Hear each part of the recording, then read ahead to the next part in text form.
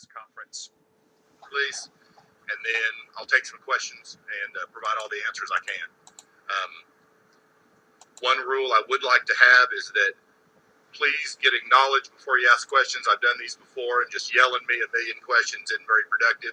I'll make you a promise. I'll stay here as long and answer questions as you have questions, if we can just do it one at a time. Everyone in agreement with that? Perfect. Okay. Again, my name's Randy Dickerson. Yesterday, about 2:46 p.m., our department received a call from the eventual suspect in this case, an Isaiah Marin, claiming that he had murdered someone in the western part of Stillwater. The address wasn't very specific at that time, and we responded officers to that area to try to investigate and track down what was going on. In the meantime, we subsequently received a number of other calls from witnesses who said they had seen a man, blood-covered, carrying a large weapon, walking on the western part of town. Our officers got there and confronted him. He did drop the weapon. Eventually, he was detained.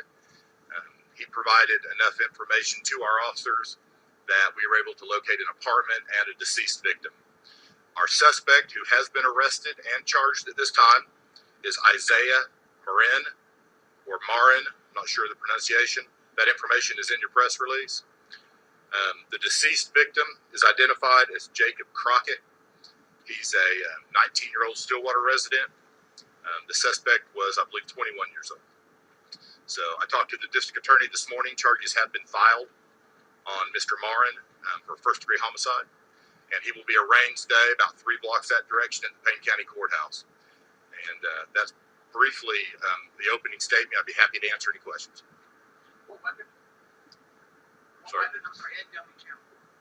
I would describe it, Ed, as either a large knife or a spear. It was a large, substantial weapon. Originally, it was reported as being a machete. I don't know that I would call it that, but a sword or a large knife.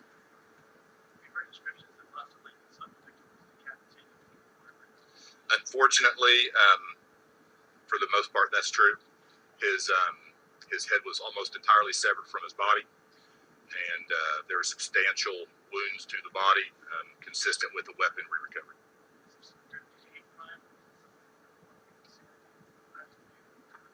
I'm certainly not the one that should comment on that.